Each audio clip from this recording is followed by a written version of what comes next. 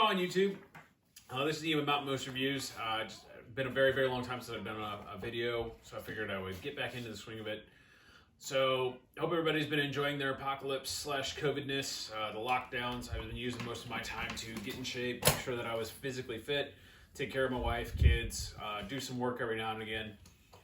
Bottom line is the most reviewed video that I had, or most viewed video I had last time I went through this was on reloading.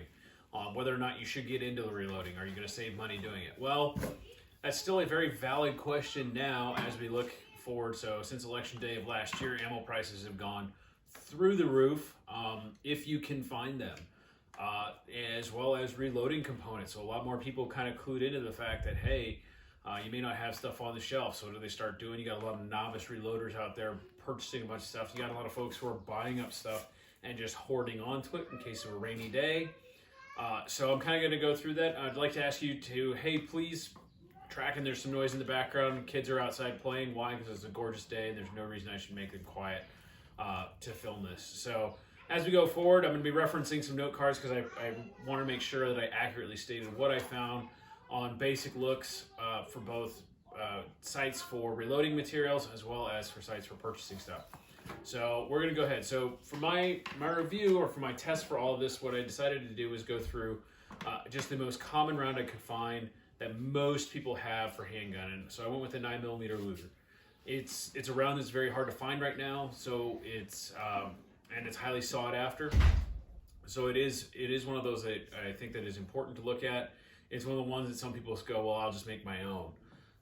It's one that I personally stopped reloading because it's with a single stage press like I've got, it's a little bit more difficult to do in volume.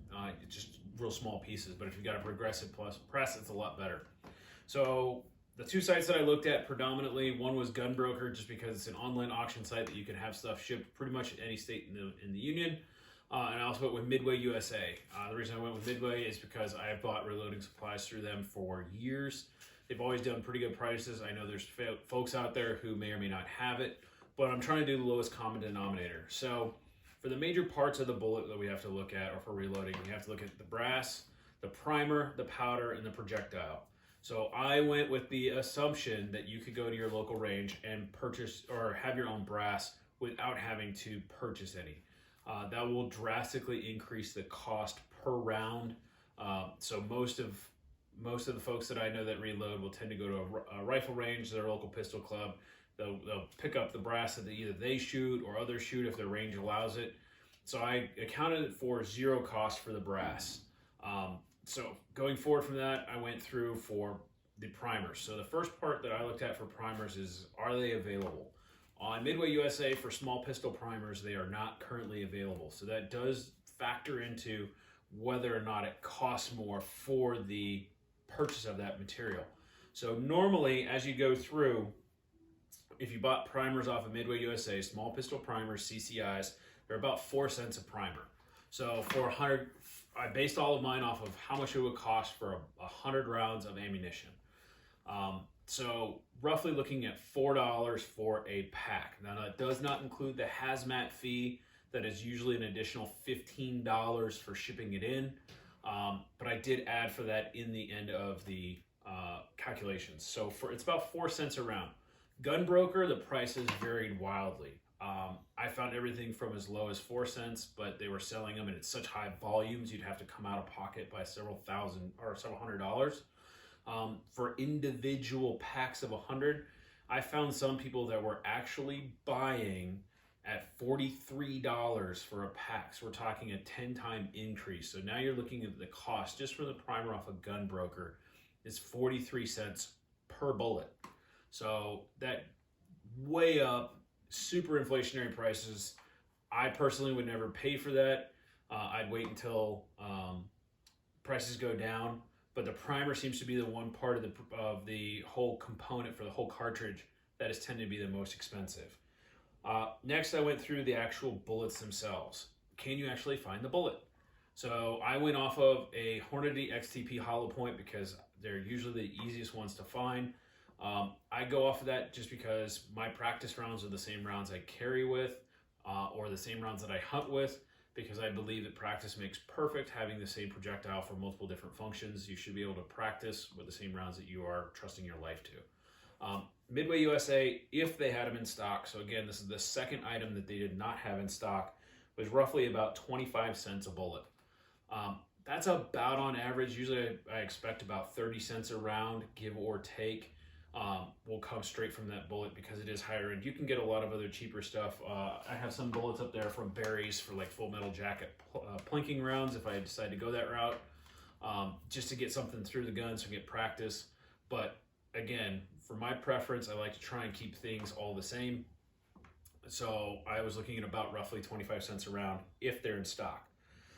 Went through, looked on Gunbroker, same projectile, same grain weight, which is 124 grains. They were going for about 43 cents a bullet. I had to do my math twice on that or double check because the primer and the bullet are now the same price. So now we're looking just for the primer and the projectile alone. We're looking at 86 cents a round to reload it off of parts that are available on Gunbroker. So normally for good home defense rounds, quality rounds, so your double tap, your Hornady critical defense, those kind of rounds, you would expect to pay about $1 to $1.50 per round, give or take. So now we're already starting to get past that threshold. For powder, I chose to use CFE pistol powder, so 7,000 grains of powder per jug. Divided that out for how many rounds I wanted to do, so I went with a straight 5 grains of powder, so it's somewhere right in the middle, so it's not too hot, not too low. So I tried to average it all out, so it comes down to about 2.8 cents per charge for Midway USA. They did have it in stock at the time that I filmed it. However, I've recently rechecked it. It looks like they're out of stock again. So again, this is the third component there that is out of stock. And then for trying to find that same pound of powder on Gunbroker, divided that all the way out, it is 5 cents per charge for the round. So now we're roughly at about 91 cents just for the components. That doesn't include anything else. Doesn't include the dies, the shell plates, anything else. So if I just had to buy it straight to get one round of that 100, it's about 91 cents. Continue to add it up and through, take out the hazmat fee. So I looked at, if you look at ground shipping for most of those, the two products, specifically smokeless powder and primers, there's usually a hazmat fee associated with it. Typically, if you buy from the same vendor, they will bundle it, so that way the powder and the primer come together, so you're only paying one hazmat fee versus paying one for the primer, one for the powder. So for going that route, loading it all up in my cart at Midway USA, it came out to about 1.5 cents per round, because it's about a $15 hazmat fee to incorporate all that in. So doing the same thing on Gunbroker, the problem is that it's very rare that you'll find somebody who's selling powder as well as the same as selling primers. So now you start to have to add in about 2.5 cents for the hazmat fee. So all said and done for Gunbroker versus Midway USA, without including any shipping. Midway USA sometimes does free shipping on certain order numbers. Gunbroker didn't do any shipping numbers, so I didn't incorporate it in because they varied so widely, it would throw off the average. So for stuff that is available off Gunbroker at the time of filming this video on the 6th of March, it was about 93.5 cents per bullet. If you compare that to Midway USA, which is not gouging prices, people not, again, the parts aren't available right now, but I would say in normal times, you're looking at roughly 34.3 cents per round for 100 total. So how does that compare with what we have commercially available for anybody who's buying factory ammunition? So it's hard to find stuff that had Hornady XTP hollow points on both locations. So some would have them, some did not, for actual rounds to buy off the shelf. They tended to be the critical defense lines or things like that. So I went with the lowest common denominator I could find. I went with IMI, which is an Israeli manufacturer, for 9mm Luger. Right now, they're roughly running about $1 per round, and that's shipped. There's no hazmat fee associated with it. but it's about $50 for a 50 pack of bullets, so it equates to about $1 per, and that was on Midway USA.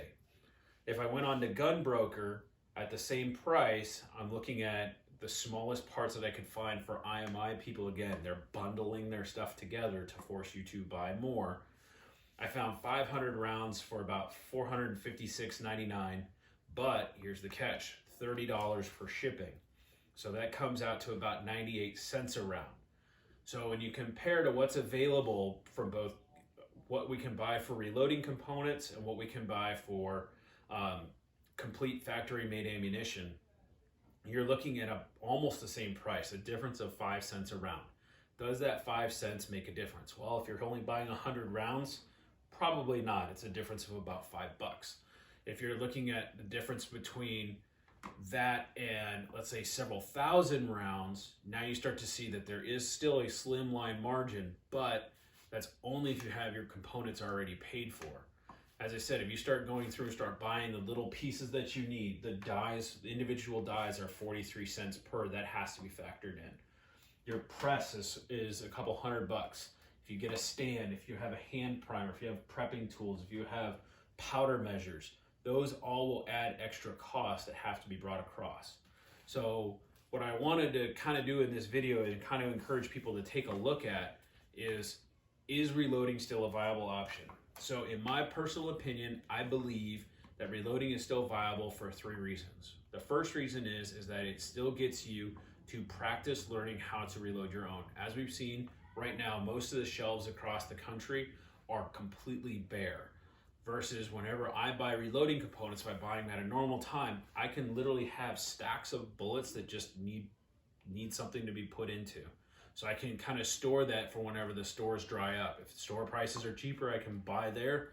But if they don't have any there, I can now have my own internal stuff to buy. So that's part 1. Part 2 is I get to train with better quality ammunition on a constant basis.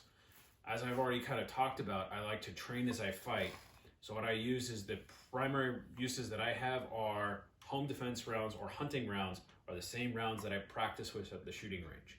If I had to do that by buying factory ammunition from the store, I'd be spending 3, 4, 5 times more than what I'm actually shooting for. So it means I either have to sacrifice the amount of shooting that I do, or I have to beg, plead, or ask for forgiveness from the wife, or just hope that she doesn't kill me or find out that bill of buying 6 boxes of ammunition at $50 a box. So it becomes life prohibitive and cost prohibitive. And the third reason that I still think that reloading is a good thing to know is that, bottom line, if you learn how to do a certain skill such as this, you can teach others and or you can use it to provide for other people. Case in point, I had a friend of mine who was traveling cross country from California to North Carolina and said, hey, I'm traveling tomorrow and I have no home defense or no self-defense rounds for the entire trip.